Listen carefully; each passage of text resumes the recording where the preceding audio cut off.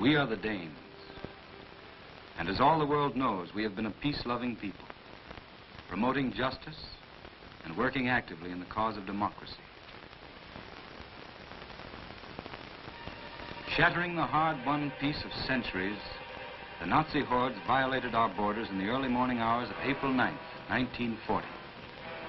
Of course, they made no declaration of war. They just moved in, overpowered our small army of 8,000 men in a few hours, and spread the dark cloud of their presence over the whole of our nation.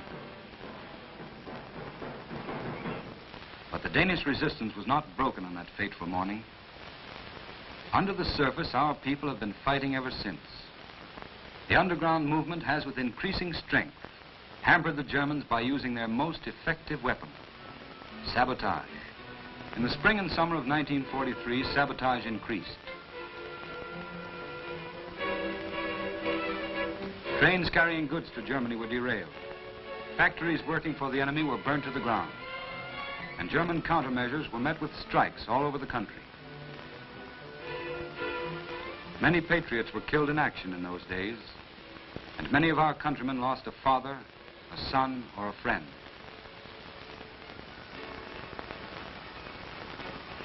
Strikes continued. Shops and houses belonging to Danish quislings were destroyed without any interference from the police corps. The mounting tension throughout the country led to the 29th of August, when the Nazis attacked our still remaining garrisons under cover of night. The German CNC in Denmark declared a state of military emergency. He referred to the international laws of warfare against an enemy country. Denmark was now fully at war with the German Reich. Crews of the Danish Navy scuttled their ships according to orders from the Admiralty. Here they are, still lying on the bottom of Copenhagen Harbor. Peterskram, Havrun, and the rest of them. Only a small part of the fleet managed to escape to Sweden. On the following Sunday morning, we were taught the Herrenvolk lesson.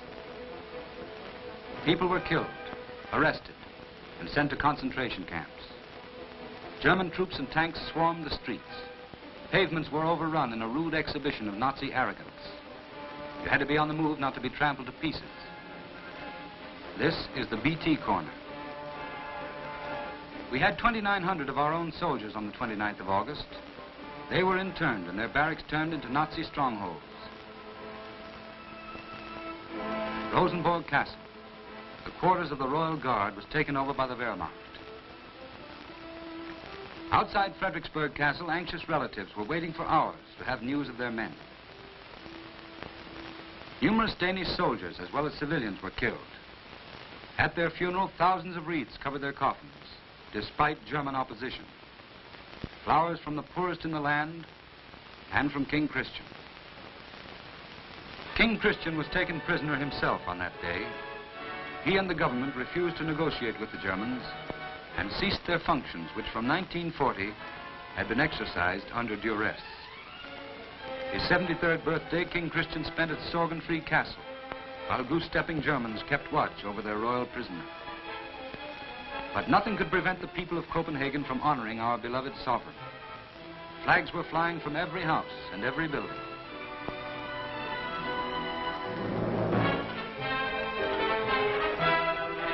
Only the Gestapo citadel, Dagmarhus, loomed in grim isolation without a flag. Lebensraum. Private houses were requisitioned, and with less than an hour's warning, people were thrown into the streets. The English phrase, "Do it well and do it now," became the slogan of our saboteurs. They painted it on walls when they blew up German military installations, and the Germans were fuming. To frighten us into submission and to quell the rebellion, the Germans invented a new system typical of their Herrenvolk terror. Some of our greatest men were ruthlessly murdered by a Nazi murder league. The clergyman Kai Muck, a cornerstone of the church, a great poet, and immortal dramatist, was lured out of his vicarage at Vedersø and murdered in the darkness of night by Gestapo agents. We had but one reply to these Nazi murders: sabotage and increased resistance. A curfew was ordered from 9 o'clock at night, but in spite of this and the German control, saboteurs went to work. factories working for the Germans were burnt down. And as beacons of freedom, the fires blazed through the darkest blackout. In desperation, the Germans tried counter-sabotage, or schalbotage, as we call it. This counter-sabotage was carried out by the Schalburg Corps, the Danish Quisling Corps, which owed its name to the Danish collaborator and Nazi organizer von Schalburg. Film companies who refused every form of collaboration were blown up. Here are the Nordist film studios at Hellerup.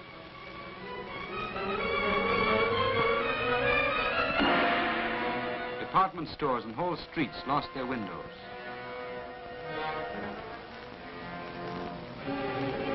Ilum was wrecked, Fronesbeck, Magazin, and many others.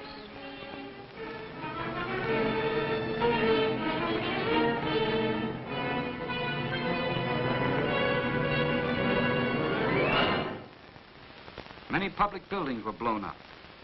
Here you see the world-famous Royal Yacht Club Pavilion, situated in Copenhagen Harbor, blown to pieces by the Schalburg Corps as a retaliation for a clever piece of sabotage on a factory making spare parts for the Luftwaffe. This is what is left of a beautiful place known to all of us. Even the innocent Tivoli, the world-famous amusement park situated in the center of our capital, became a Nazi victim. One night, the Schalburg Corps blew up the greater part of our Tivoli, which for more than 100 years has had a great place in our hearts. This is the concert hall, or rather, the remnants of the concert hall. But sabotage did not stop. The Syndicate, our biggest armament factory, was blown up in June 1944. A curfew was again enforced, from 8 o'clock at night until 6 in the morning. Danes never liked to go to bed at 8 o'clock on a beautiful summer evening, so we simply refused. At 8 o'clock, the streets were crowded, and huge fires were made everywhere. The Schalburg Corps shot and killed our citizens in the streets. We got fed up, and the most peculiar general strike ever seen began. It started on a Friday morning, without any preceding propaganda or any organization to push it. People just went home, and within a few hours, everything had stopped. The German CNC declared Copenhagen under a state of siege. The town was surrounded by German troops and cut off from the outer world. Guns were placed in all the squares, and German armored cars patrolled the streets, shooting and harassing the civilian population. The underground Danish Freedom Council endorsed the strike, issued a proclamation demanding the Germans withdraw immediately, raise the curfew, and send the Schalburg Corps out of the capital. The Germans wouldn't hear of it, and the strike went on. The Union Jack and the Stars and Stripes were raised everywhere. Tipperary could be heard in the streets. Department stores belonging to Danish Quislings were burnt down. This is Bulldog, the Nora Breur department store.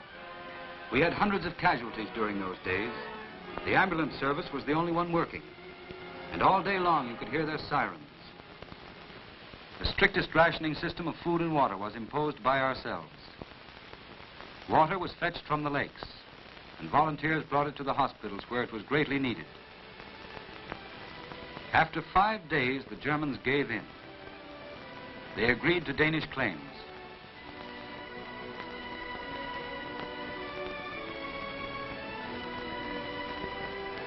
One week later, the Freedom Council proclaimed 2 minutes silence in commemoration of our fallen comrades. An unarmed population had won a victory over the Nazi war machine. Our day of liberation is near at hand. We know that, and we have confidence. But meanwhile, our resistance movement continues its fight, and the spirit of Denmark lives on.